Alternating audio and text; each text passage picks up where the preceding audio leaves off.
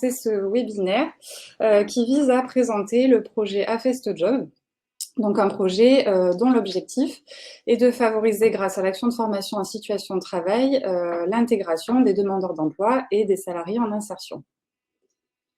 Donc, je suis Sandra Durand, chargée de mission à la RACT PACA, en charge de piloter ce projet. Et je ne suis pas seule aujourd'hui pour vous en parler, puisque je suis accompagnée de Benjamin Vives, Driss Ghenifi et Pauline Bury, des acteurs du groupe de la VARAP qui ont expérimenté la FEST et qui, du coup, vous partageront leur retour d'expérience. Donc, nous allons passer 45 minutes ensemble. Je vais commencer par vous présenter le projet et ses enjeux, puis donc je laisserai rapidement la parole aux acteurs de la VARAP. Ensuite, je vous proposerai une synthèse et un bilan des premiers tests que nous avons effectués. Et je vous expliquerai comment, en tant qu'entreprise, si vous êtes intéressé, vous pouvez rejoindre le projet. Nous consacrerons bien sûr un temps aux échanges en fin de présentation, donc n'hésitez pas à poser vos questions via le chat tout au long de l'intervention. Nous y reviendrons donc à la fin. N'hésitez pas également aussi à signaler vos éventuels problèmes techniques. Un technicien est là pour vous aider à les résoudre. Donc, le projet Afest Job, on va contextualiser un petit peu les choses. Donc, il découle du programme d'investissement dans les compétences qui a été signé par le gouvernement en 2019 et qui va courir jusqu'en 2022 et qui vise à investir massivement dans la formation destinée donc aux demandeurs d'emploi. Ce programme, donc le PIC, se décline en programme régional d'investissement dans les compétences et en PACA, il est piloté par la Directe et Pôle emploi.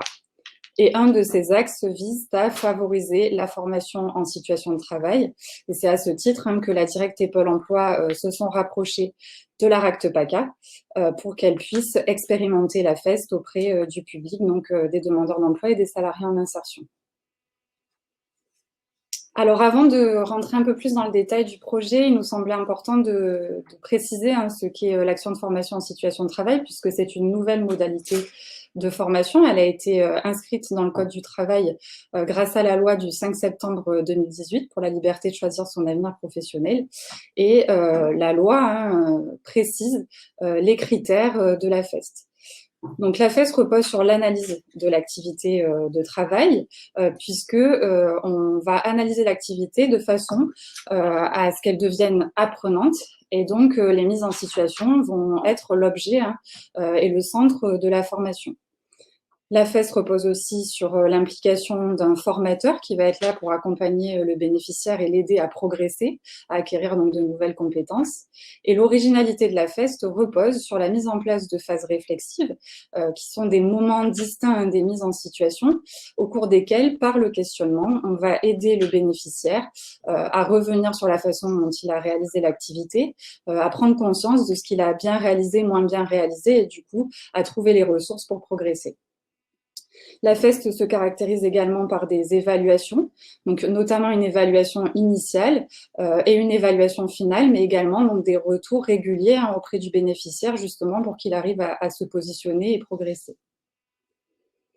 La question que l'on peut se poser, c'est pourquoi vouloir tester la FEST auprès d'un public de demandeurs d'emploi et de salariés en insertion. La réponse est que la FEST semble répondre à de nombreux enjeux. Donc, premièrement, des enjeux en matière de recrutement et d'intégration, puisqu'elle se déroule en situation réelle de travail. Dans l'entreprise qui embauche, la FEST doit permettre de développer des compétences spécifiques à l'entreprise et d'être rapidement opérationnelle sur le poste de travail. Deuxièmement, parce que la FEST mobilise des acteurs internes pour la déployer, elle doit permettre la capitalisation et le transfert des savoirs donc des salariés expérimentés vers des salariés plus novices, donc de futurs embauchés. Troisièmement, encore une fois, puisque la FEST repose sur ces salariés expérimentés, elle doit permettre de les valoriser et de les fidéliser, puisque leur confier une mission dans le cadre de la mise en œuvre de la FEST signifie que l'on reconnaît leur expertise et leurs compétences aussi en matière de pédagogie. Et enfin, la FEST doit permettre de moderniser les services de formation interne, puisqu'on l'a vu, c'est une nouvelle modalité de formation. Elle doit permettre finalement d'ajouter une corde à l'arc des entreprises en matière d'offres de formation. Donc, le projet Afest Job doit justement, par le biais d'expérimentation, vérifier si la FEST permet de répondre à ces différents enjeux. On souhaite ainsi expérimenter la FES dans 25 entreprises de taille et de secteurs d'activité différents, donc des entreprises qui ont un projet de recrutement précédé d'une formation au sein de laquelle on va justement glisser de la FEST et donc proposer cette AFEST à 1 à 2 demandeurs d'emploi ou salariés en insertion dans les structures volontaires. Je ne vais pas vous en dire plus pour l'instant, puisque je vais donc laisser la parole aux acteurs de la VARAP qui vont vous expliquer, puisqu'ils ont expérimenté la FEST avec nous, comment ça s'est passé concrètement chez eux. Donc je laisse la parole à Pauline Bury. Bonjour à tous. Merci. Alors, avant de vous présenter les raisons pour lesquelles l'organisme de formation a souhaité développer cette modalité pédagogique qu'est la FEST, il me convient de vous présenter succinctement le groupe et l'organisme de formation. Alors, le groupe La VARAP a été créé en 1992 à l'occasion d'une requalification d'un quartier sensible mais emblématique du Pays de Bagne, qui est entre autres le quartier du Charel. Donc l'association La VARAP s'est développée grâce à la volonté d'hommes et de femmes de conviction qui considéraient que le développement économique d'un territoire devait permettre à des personnes marginalisées de pouvoir engager un parcours de reconversion professionnelle et sociale.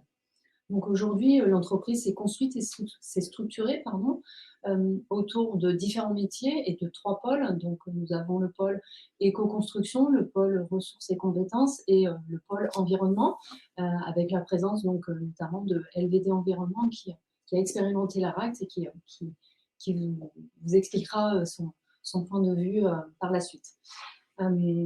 Donc aujourd'hui, le groupe La VARAP est une fédération d'entreprises inclusives qui est connue, reconnue et identifiée sur le territoire, mais qui se déploie au niveau régional, même national, puisque des antennes s'ouvrent en Occitanie, en Bourgogne-Franche-Comté, Île-de-France et même Mayotte.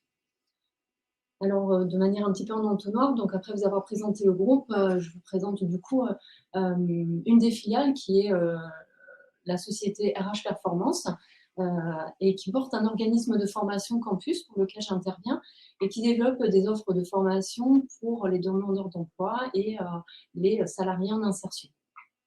Elle décline, alors la société décline depuis juillet 2020 la FEST, et actuellement une nouvelle expérimentation est également en cours sur le métier de soudeur avec la société de Homeblock. Alors, de manière générale, RH Performance, donc le campus, agit en faveur de la montée en compétences des salariés des différentes filiales, donc des salariés en parcours d'insertion. Alors, on peut se poser la question du pourquoi la FEST au sein du groupe.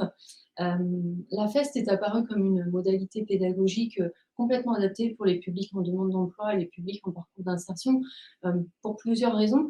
La première, c'est que le support de l'activité de travail est un vecteur essentiel à l'apprentissage des gestes professionnels ainsi qu'aux compétences mobilisées sur une activité, une compétence mobilisée sur une tâche précise, à contrario d'une salle de formation dite classique.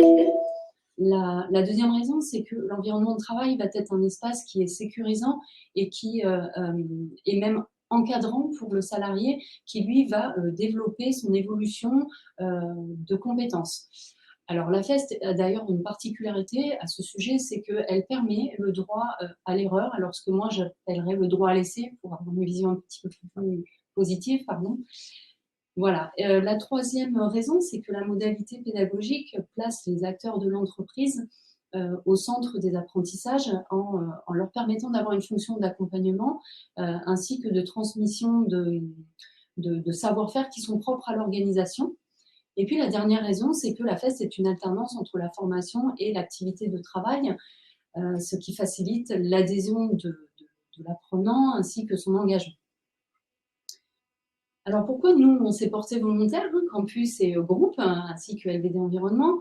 La FEST, elle était intégrée au sein des projets de développement du campus, l'organisme de formation. Donc son souhait d'expérimenter avec la RAC, c'était une façon de permettre d'avoir un accompagnement méthodologique, d'avoir un outillage parfois un peu plus précis et qu'on puisse confronter aussi aux nôtres, et également de pouvoir participer à une étude qui permettait de démontrer la plus-value de la FEST au sein des structures d'insertion par l'activité économique.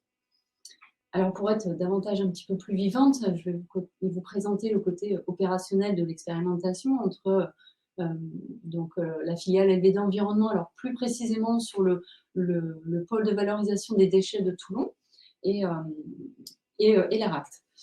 Alors, en amont de l'expérimentation, je tiens à préciser que l'ARACT et l'organisme de formation se sont unis pour présenter le projet auprès de M. Vives et M. Guénifi pour obtenir leur aval. Donc, convaincus de la démarche, ils ont bien entendu validé et nous avons pu commencer. Alors, la première étape, c'est l'identification des acteurs. Donc, comme vous pouvez le voir, nous avons des acteurs internes et des acteurs externes. Alors, le premier acteur, c'est le référent, qui lui va mobiliser des ressources internes pour la mise en œuvre de la FEST et qui va évaluer le salarié avec une évaluation finale et une évaluation initiale, et une évaluation finale des compétences. Ensuite, nous avons un deuxième acteur qui est l'accompagnateur pédagogique et qui, lui, avait pour mission d'observer les mises en situation apprenantes et d'animer les séances de réflexivité. À ce titre, de manière générale, il avait donc la mission d'avoir le suivi régulier de l'apprenant. Et enfin, ce trinôme ne serait pas entier si on ne présentait pas l'acteur principal, qui est donc l'apprenant, qui est un salarié en insertion, motivé. Et c'est le référent qui lui a proposé l'expérimentation afin d'obtenir également son accord. Et à partir de celui-ci, nous avons pu démarrer l'expérimentation. Donc ces trois acteurs internes ont été soutenus par des acteurs externes, les trois acteurs externes qui sont entre autres l'ARACT et moi-même, l'organisme de formation que je représente. Donc nous, au niveau de nos missions, nous avons assuré donc, la formation du référent ainsi que de l'accompagnateur pédagogique dans leur rôle, donc ces nouvelles postures également qu'ils devaient avoir à raison de 1h30 pour le référent et de 3 heures pour l'accompagnateur pédagogique. Nous avons également apporté un soutien à chaque étape sous forme d'appui et de conseil. La deuxième étape, donc, qui est l'identification de la situation apprenante. Donc, dans le cas de l'expérimentation, celle-ci était l'accueil des usagers à l'entrée du pôle de valorisation de Toulon. Et parce qu'en effet, l'apprenant rencontrait des difficultés à dialoguer avec les usagers, à se faire comprendre et à également se faire respecter. Donc tout ça dans l'objectif du coup de la FEST était de pouvoir le faire progresser lors de l'accueil des usagers à l'entrée du pôle. Voilà, donc une fois que la situation apprenante a été identifiée, nous avons pu élaborer le référentiel d'activités et de compétences avec le référent, mais nous avons pu obtenir un second point de vue avec l'accompagnateur pédagogique, donc ce qui a apporté une véritable richesse et on peut valoriser ce temps à peu près à 1h30. Voilà. La troisième étape, c'est l'évaluation des compétences de l'apprenant. Alors, dans cette étape, c'est le référent et l'apprenant qui sont acteurs. Ils ont utilisé une grille de positionnement avec une déclinaison à l'intérieur des différentes activités et des différentes compétences qu'ils ont par la suite évaluées en termes de maîtrise. Donc, par exemple, à consolider ou non maîtriser, etc. Donc, chacun a même pu s'exprimer dans un degré de vision de la compétence et c'est une étape qui a duré à peu près une demi-heure. Ensuite, donc, nous avons la quatrième étape qui est la mise en œuvre de la FEST, où là, nous retrouvons donc toujours l'apprenant qui est au cœur du système et l'accompagnateur pédagogique qui entre lui en scène. Alors, elles se sont déroulées sous 4 mises en situation, plus 4 phases de réflexivité. Ces phases de réflexivité, par contre, elles sont importantes, puisqu'en fait, l'ancrage de l'apprentissage se réalise dès l'instant où il y a un cycle de mise en situation et réflexivité qui se reproduit autant de fois que nécessaire et autant de fois que l'apprenant, en tout cas, le souhaite. Donc, l'accompagnateur pédagogique dans ces mises en situation, a pu observer donc l'apprenant dans son activité et par la suite lui a proposé ces phases réflexives en le questionnant, en lui demandant comment il avait réussi, comment il avait procédé de manière chronologique, en lui demandant également les moments qui avaient été un petit peu plus critiques. Voilà. D'un point de vue calendaire, vous pouvez observer que donc, la FEST s'est déroulée à peu près sur 11 jours à raison d'une temporalité de 17h50 et on peut majorer ces temps avec les points intermédiaires qui ont été nécessaires pour soutenir dans la démarche donc le référent et l'accompagnateur pédagogique.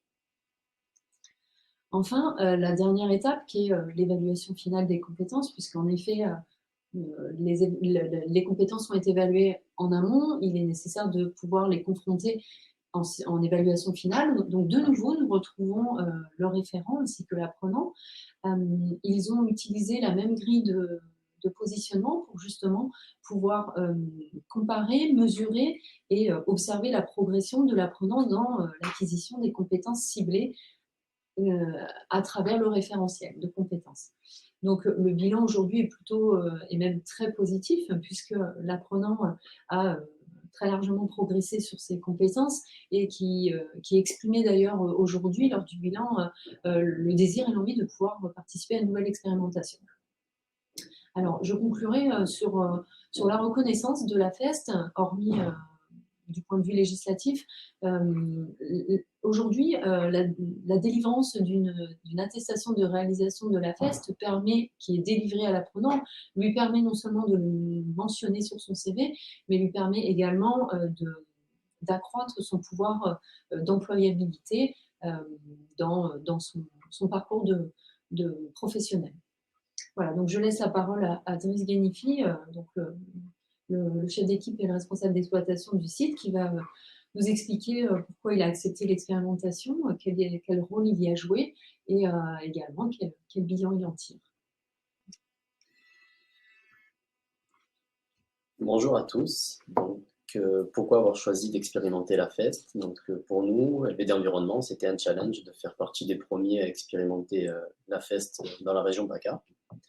Ensuite, je porte aussi un intérêt personnel à la FEST qui se déroule en situation de travail. Donc, il n'y avait pas de contrainte pour l'apprenant de se déplacer dans des lieux de formation, etc. Et donc, ça n'a pas bloqué au niveau de la production.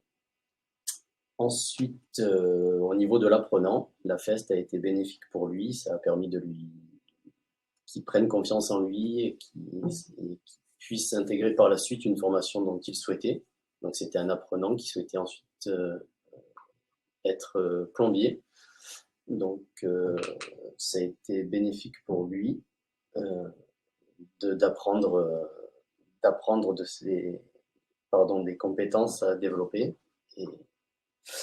Et voilà, donc le rôle que j'ai joué dans cette expérimentation, c'est de présenter la FEST aux équipes, de les rassurer, de les convaincre. Ensuite, d'identifier le collaborateur, donc l'apprenant, ainsi que l'accompagnateur pédagogique. Donc, ensuite, j'ai réalisé l'étape d'évaluation initiale de l'apprenant et finale de ses compétences.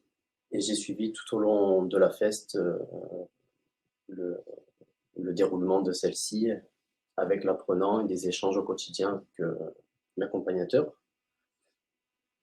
Concernant le bilan que j'ai fait de cette expérience, donc c'était assez satisfaisant. Donc on a pu constater une progression de l'apprenant sur les compétences ciblées et plus largement sur son poste. Ensuite, je suis satisfait car la formation elle s'intègre facilement dans le quotidien. Elle est compatible avec les contraintes de production. Et également satisfait du résultat puisque je suis prêt aussi à renouveler l'expérience avec d'autres apprenants qui ont vu comment se déroulait la FEST et qui sont donc eux-mêmes volontaires à acquérir d'autres compétences. Je ne sais pas si je suis allé trop vite, mais je vais du coup passer la parole à notre directeur qui va nous parler de ses motivations pour la FEST. Merci Driss. Donc, moi en tant que directeur d'une entreprise d'insertion, c'est vrai qu'on est attaché à la montée en compétences des salariés qui sont en parcours chez nous. Donc, on connaît différentes modalités, que ce soit les mises à niveau sur des compétences clés, des CQP. Donc, et on avait quand même des difficultés à chaque fois avec ce type de formation, à la fois d'un point de vue exploitation, puisqu'on est une entreprise, et là, dans le cas présent, on parle d'une déchetterie qui est ouverte 7 jours sur 7. Donc, bloquer des salariés sur des périodes longues, c'est toujours contraint. Et puis aussi, de la part des salariés en parcours d'insertion, qui n'étaient pas forcément à l'aise de retourner en classe pour des longues séances. Donc, on avait cette difficulté-là, et la FEST est vraiment venue comme une opportunité pour se dire, tiens, est-ce qu'on ne peut pas faire un peu différemment? Puis dans la philosophie de l'entreprise, ça collait aussi bien, parce que c'est vrai qu'on est attaché autant à définir un cadre et un référentiel qui est clair, et après, dans ce référentiel, laisser la liberté aux gens de s'exprimer, de faire des erreurs, comme l'a dit Pauline, et ça, c'est important, et on retrouvait cette philosophie-là dans la FEST. Donc moi, j'ai trouvé ça très intéressant. Alors, il y avait quand même quelques craintes au début, je ne le cache pas, en me disant combien de temps ça va prendre, etc. Et c'est vrai que ce que le bilan moi, que j'en tire, c'est que c'est vraiment satisfaisant, parce que c'est une modalité qui est quand même souple. Elle fait aussi monter en compétence les équipes de terrain, parce que mine de rien, que ce soit le référent ou l'accompagnateur pédagogique de formaliser ce qu'ils font. Donc ça, c'est important, parce que je pense qu'eux aussi, dans cette expérience-là, ils voient qu'une tâche, une mission qui peut paraître simple, accueillir des gens en déchetterie, ça demande énormément de compétences, et des compétences en plus qui sont transférables dans d'autres secteurs d'activité. Donc ça, c'est encore plus important pour nos salariés, comme l'a dit Brice, l'apprenant dans le cas présent, où il n'est pas spécialement devenir gardien de déchetterie. Et aujourd'hui, gardien de déchetterie, c'est beaucoup plus complexe qu'être juste un gardien. Il faut vraiment savoir accueillir les gens, les orienter, gérer des conflits. Tout ça, ça a été abordé dans une formation relativement courte, séquencée, avec ces phases de réflexion, réflexivité. Là, donc, vraiment aussi, le salarié a pu se sentir vraiment en formation. Il a vu que c'était quand même formalisé. Et ça, je pense que du coup, c'est très valorisant. Le retour d'expérience était vraiment très, très positif. Donc, moi, j'en suis très satisfait. Du coup, renouveler l'expérience, bien évidemment. Alors aujourd'hui, on a été sur des compétences plutôt transférables. On a voulu commencer par un sujet qui est récurrent chez nous, parce qu'on gère une dizaine de déchetteries, mais sur un nouvel établissement. On est présent dans le Var depuis 2 ans. Donc, voir comment on pouvait l'accorder. Et puis peut-être demain, aller sur des compétences un peu plus métiers. Donc ça, on verra avec notre organisme de formation en interne pour voir comment on peut aller peut-être sur d'autres compétences. Mais déjà, sur les compétences transférables, moi, je trouve que c'est très positif.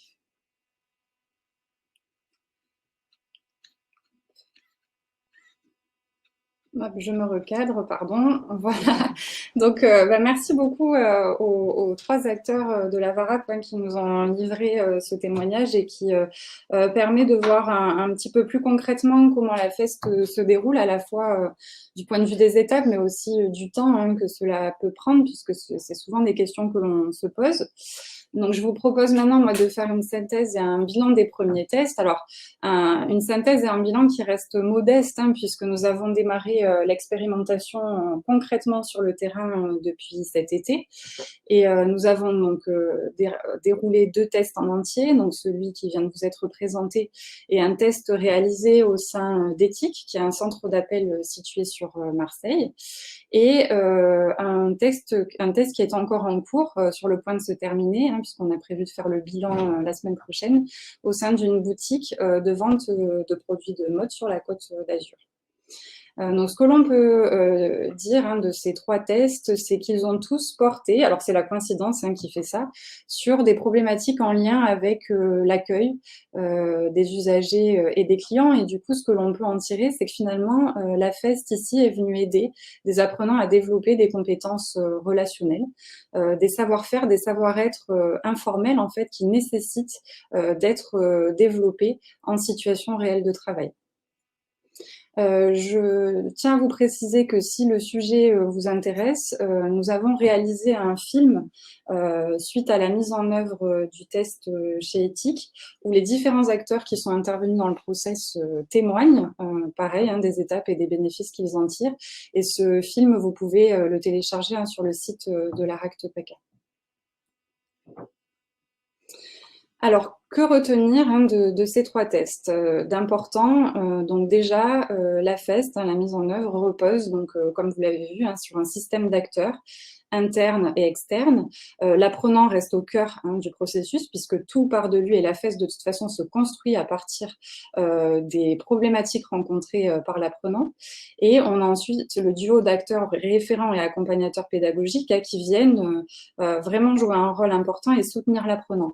Donc le référent, vous l'avez vu, donc c'est Driss Ghenifi qui a assuré ce rôle-là dans le pôle de valorisation, a un profil souvent de salarié en lien avec qui a un rôle hiérarchique, de manière à ce qu'il puisse en tout cas dégager les ressources nécessaires pour que la FEST se déroule correctement, et qui connaît un minimum l'activité pour être en mesure d'évaluer les compétences de l'apprenant. L'accompagnateur pédagogique, qui lui va plutôt être un salarié expérimenté, qui a envie de transférer ses compétences et ses savoirs et qui a du coup une appétence à la pédagogie. Et donc l'intervention d'acteurs externes qui ne sont pas là pour faire à la place des acteurs, mais bien pour transférer les compétences, encadrer la FEST et faire en sorte que les principes méthodologiques soient bien respectés, et que l'entreprise derrière soit en mesure de réitérer l'expérience avec d'autres salariés. Deuxième chose, donc la FEST se déroule en 7 étapes, donc vous avez vu le détail tout à l'heure. La première d'entre elles étant vraiment le volontariat et la motivation de l'apprenant, et ensuite on va passer un temps important avec le référent, l'accompagnateur pédagogique pour les former à leur rôle, mission et posture, Pauline vous l'a dit tout à l'heure, et puis on va les aider donc à cibler la situation de travail apprenante qui va permettre à l'apprenant de progresser. On va élaborer le référentiel d'activités et de compétences qui va servir tout au long de la FEST, donc à évaluer les compétences de l'apprenant et voir dans quelle mesure il progresse.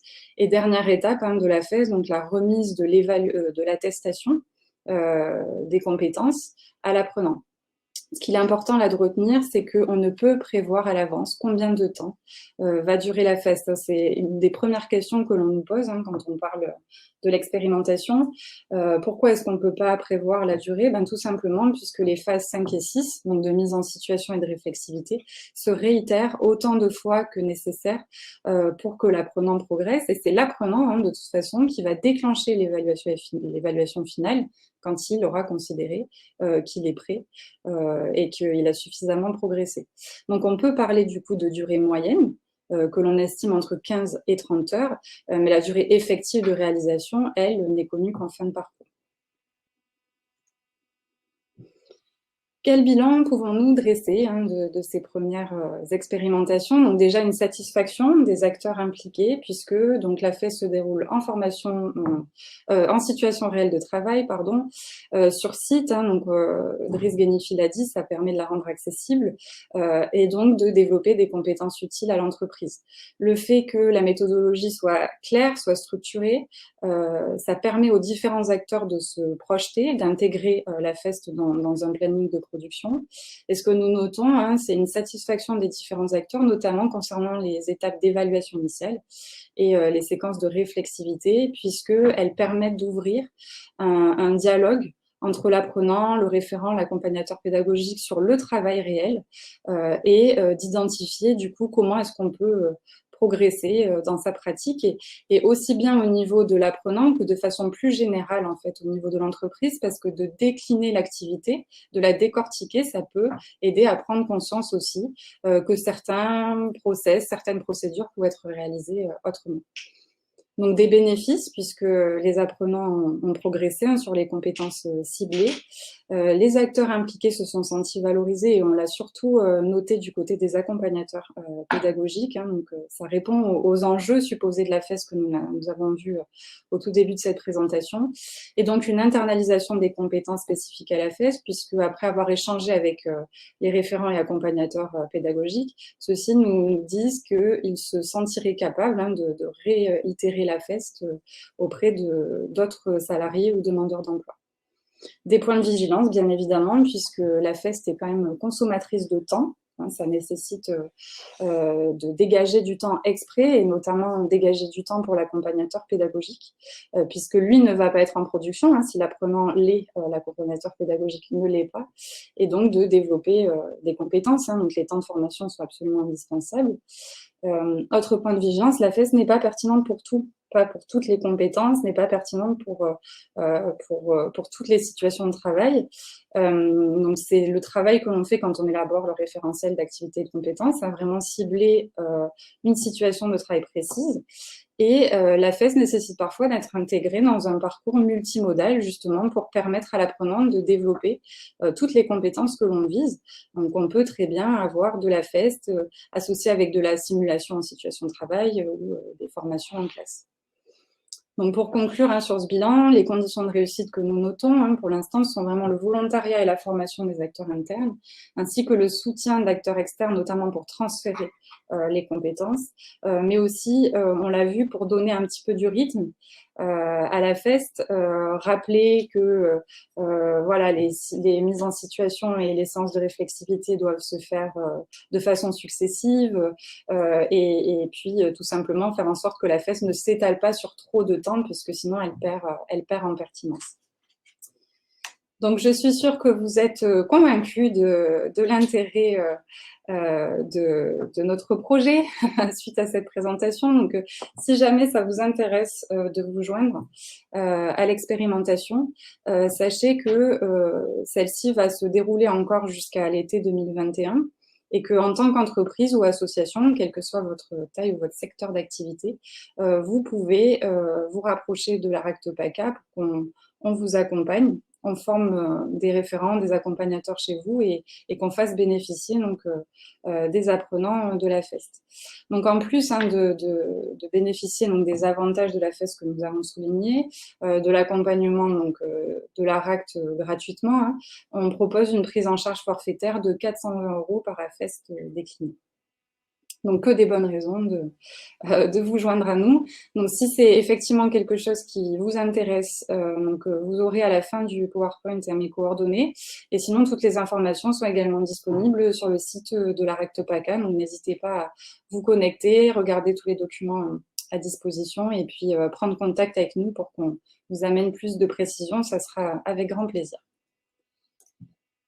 Nous allons maintenant passer du temps avec vous pour échanger autour des différentes questions que vous pourriez avoir, mais aussi peut-être des retours d'expérience, des témoignages dont vous voudriez nous faire part. Donc, certains d'entre vous ont déjà posé des questions dans le chat. N'hésitez pas à l'alimenter encore hein, si des questions vous viennent maintenant. Et puis donc, je vais m'occuper, moi, de lire vos questions et puis soit d'y répondre, soit de les adresser aux acteurs de la VARAP qui sont avec moi. Alors, vous ne parlez pas de l'analyse de l'activité du travail pour distinguer le travail réel du travail prescrit. Comment cette étape s'est-elle effectuée? Donc, au moment où on va élaborer le référentiel d'activité et de compétences, justement, on va partir finalement du travail prescrit, hein, c'est-à-dire qu'on va regarder la fiche de poste, en fait, telle qu'elle existe. Mais très rapidement, on va essayer de se dégager du travail prescrit pour plutôt basculer sur les savoir-faire, les savoir-être informels, puisque la FEST a une plus-value à ce niveau-là. Hein. On ne va pas avec la FEST développer des savoirs prescrits, des procédures strictes, mais justement, on va voir comment on va habiller ces procédures ce travail prescrit pour faire en sorte de devenir compétent. Je donne un exemple hein, sur l'accueil en déchetterie. On va demander à l'agent de dire bonjour, d'orienter l'usager. Donc ça, c'est ce qui est prescrit. Après, la plus-value de la FEST, au moment où on élabore le référentiel, c'est qu'on va se demander comment l'apprenant doit réaliser cette activité, hein, dire bonjour, orienter, mais de façon compétente. Donc ça va être s'adresser aux usagers de façon cordiale, orienter l'usager en adaptant ses explications à la capacité de compréhension justement de l'usager en question. Donc on va vraiment faire ce travail hein, à partir de ce qui est prescrit vers ce que l'on attend dans le travail réel pour que l'apprenant le réalise de façon satisfaisante. Alors, comment a été sélectionné le demandeur d'emploi apprenant? Peut-être que je peux laisser répondre Driss sur cette partie. Alors, le demandeur, l'apprenant, il était déjà salarié au sein de l'entreprise. Donc, ça a été sur base de volontariat, suite à la présentation de la FEST. Il a pris conscience qu'il pouvait développer des compétences et prendre confiance en lui par la suite, parce que ce salarié avait pour objectif d'évoluer au sein d'une autre formation. Donc, c'était surtout sur la base du volontariat. Voilà, on a vu chez lui qu'il avait des compétences à développer et on y a travaillé ensemble. Merci, parfait. Alors, autre question, cette fois-ci, j'oriente. Désolée pour la caméra, j'ai un peu du mal avec la télécommande. Donc, Pauline, une question sur est-ce que la FEST était inscrite au sein d'un parcours multimodal et quel est le coût pour l'entreprise que de passer par la FEST? Peut-être que... Alors, pour le coup de l'entreprise, je vais peut-être laisser la parole à Benjamin. Mais alors, cette FEST, celle-ci qui a été présentée en tout cas n'est pas présentée en effet dans un parcours multimodal. C'est en effet un choix, donc c'est ce qui explique aussi en termes de temporalité les 17h50. Mais aujourd'hui, je peux vous apporter une expérimentation, en tout cas une AFEST qui se déroule, je vous le disais tout à l'heure, dans une autre filiale, Homeblock, qui est sur la réhabilitation de containers en module habitable et qui, elle, se développe dans un parcours multimodal avec un partenariat avec l'AFPA notamment, puisque c'est le métier de soudeur, et qui permet d'aller valider un CCP du bloc, en tout cas du titre professionnel, afin que le salarié puisse, en sortant de l'entreprise, se présenter dans la poursuite de ce parcours s'il le souhaite. Voilà. Donc en effet, cette expérimentation n'était pas présentée dans un parcours multimodal, mais l'organisme de formation réfléchit vraiment à accentuer l'orientation vers un parcours multimodal qui est certifiant ou qualifiant. Merci Pauline. Donc Benjamin, quel est le coût du coup pour l'entreprise? Le coût, voilà, comme tu l'as dit Sandra, c'est vrai que grâce à l'expérimentation, en plus il y a même une aide de 420 €, donc c'est vraiment très intéressant. Mais au-delà de ça, c'est plutôt du temps, je pense. Hein, c'est ça qui est important, donc d'avoir des volontaires aussi dans les équipes encadrantes, motivés par ça, parce qu'il va falloir y passer un peu de temps. Le fait que ce soit souple, je pense que c'est quand même plus facile au niveau des plannings, donc c'est pas un surcoût non plus. Voilà, donc je pense que c'est vraiment intéressant. Et puis après, sur la prise en charge, on verra après, mais c'est vrai que nos salariés en parcours d'insertion ont ce statut d'être encore inscrits à Pôle emploi, donc ils sont éligibles à cette formation-là, donc ça c'est vraiment intéressant. Et je pense qu'il faut prévoir à l'avenir, c'est par contre avoir toujours un organisme de formation pour définir le cadre. Ça me paraît important de pas rogner sur cette partie-là pour que ce soit vraiment un référentiel crédible pour tous et bien compris. Merci beaucoup Benjamin. Donc on a une question concernant le positionnement amont, hein, comment est-ce qu'il est venu enrichir le parcours pédagogique. Donc effectivement, vous l'avez vu sur une des premières étapes de la FEST intervient donc celle de l'évaluation initiale des compétences qui se fait entre le référent et l'apprenant. Donc le référent évalue les compétences initiales de l'apprenant avant que la FEST se déroule et l'apprenant s'auto-évalue également. Ce qui est intéressant déjà au niveau de l'enrichissement, c'est que ces deux acteurs vont confronter finalement leur point de vue sur les compétences actuellement détenues par l'apprenant et du coup se mettre d'accord sur les marges de progression qui vont devoir être franchies par l'apprenant grâce à la FEST.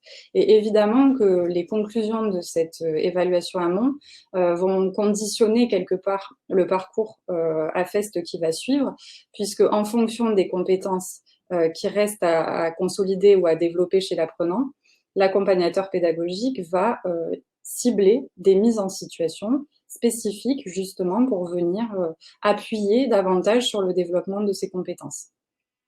Sur la durée de chacune des séquences d'AFEST, donc on a ciblé un petit peu la durée sur chacune des étapes. C'est vrai que encore une fois c'est compliqué puisque ça dépend toujours des acteurs qui les conduisent. Donc sur la formation, on l'a dit tout à l'heure, il faut compter 1h30 de formation avec le référent, 3 heures avec l'accompagnateur pédagogique. L'élaboration du référentiel d'activité et de compétences, 1h30 environ, 1h30, 2 heures. Ensuite, les phases de mise en situation et de réflexivité, ça dépend vraiment de la situation ciblée. En moyenne, on est sur 20 minutes, une demi-heure de mise en situation et une demi-heure jusqu'à 40 minutes pour les séances de réflexivité.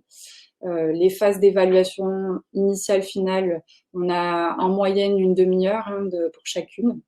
Mais après, encore une fois, je le dis, ce bilan reste modeste puisque pour l'instant, on se base sur 2 tests et demi, puisque le 3e est en cours. Donc, on sera en mesure de faire des retours plus précis sur les durées d'ici cet été, quand on aura poursuivi les tests. Ah oui, c'est vrai, une spécificité.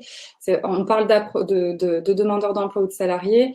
C'est vrai que dans le cadre des entreprises par l'insertion, d'insertion par l'activité économique, en fait, les individus sont salariés de l'entreprise, mais conservent leur statut de demandeur d'emploi. Donc voilà, c'est vrai que quand on parle de salariés dans le cadre de l'insertion, nous derrière, on voit qu'ils ont toujours le statut de demandeur d'emploi.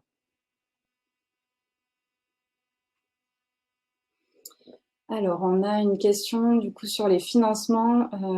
Pouvez-vous aborder la question des financements des acteurs nécessaires au montage et au déploiement de la FEST? Alors là aussi, alors peut-être que Pauline souhaitera ajouter quelque chose. Simplement, nous, dans le cadre de l'expérimentation, vous l'avez compris, c'est financé par la RACT PACA.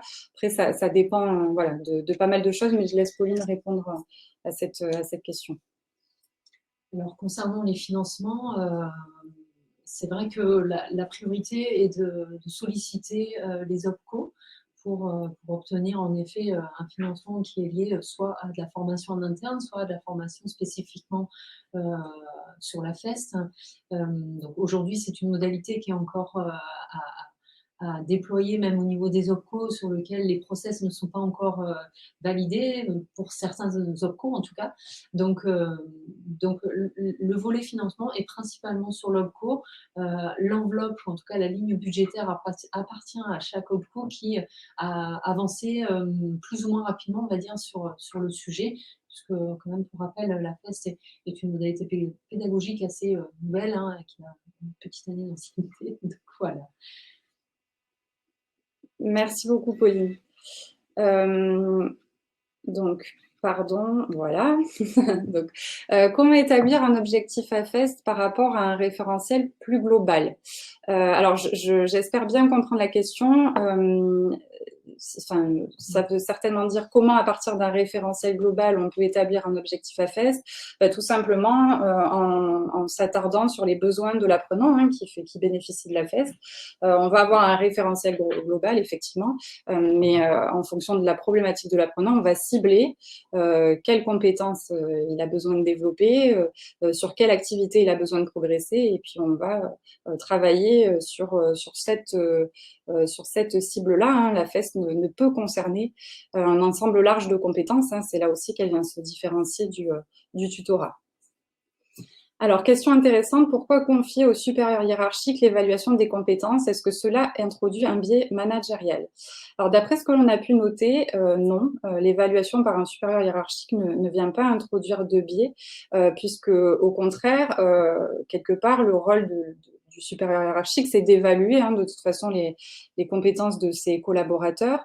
En revanche, là où le biais peut être introduit, c'est si l'accompagnateur pédagogique a un positionnement hiérarchique, puisqu'il faut vraiment une relation de confiance entre l'apprenant et l'accompagnateur pédagogique, puisqu'au moment des séquences de réflexivité, l'apprenant va se dévoiler quelque part et dire là j'estime que j'ai pas très bien fait, ou là au contraire j'estime avoir bien réalisé ma tâche, et pour le faire effectivement il faut se sentir en confiance.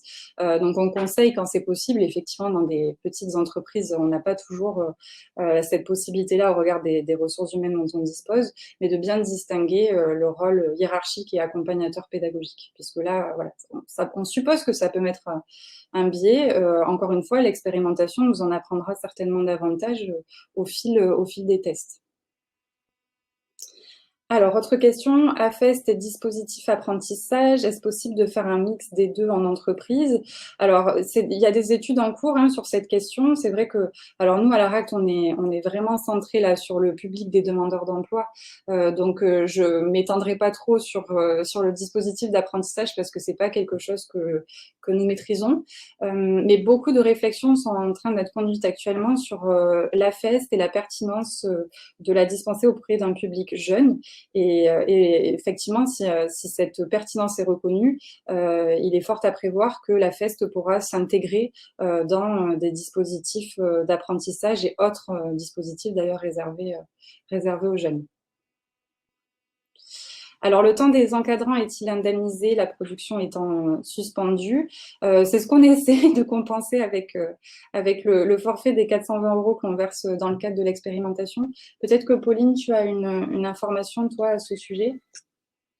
Oui, alors pour compléter par rapport au financement de l'OPCO,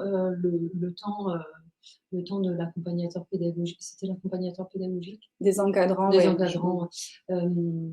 est pris en charge en effet dans le cadre de l'OPCO, dans le cadre du financement, à la hauteur du taux horaire chargé. Donc voilà, c'est en tout cas la réponse que je peux vous apporter sur un OPCO avec lequel on travaille actuellement, qui est OPCO 2i, pour la société en bloc. Merci Pauline. Alors, autre question, la FEST peut-elle concerner des salariés en contrat saisonnier? Encore une fois, la FEST en soi peut effectivement concerner ce type de salariés.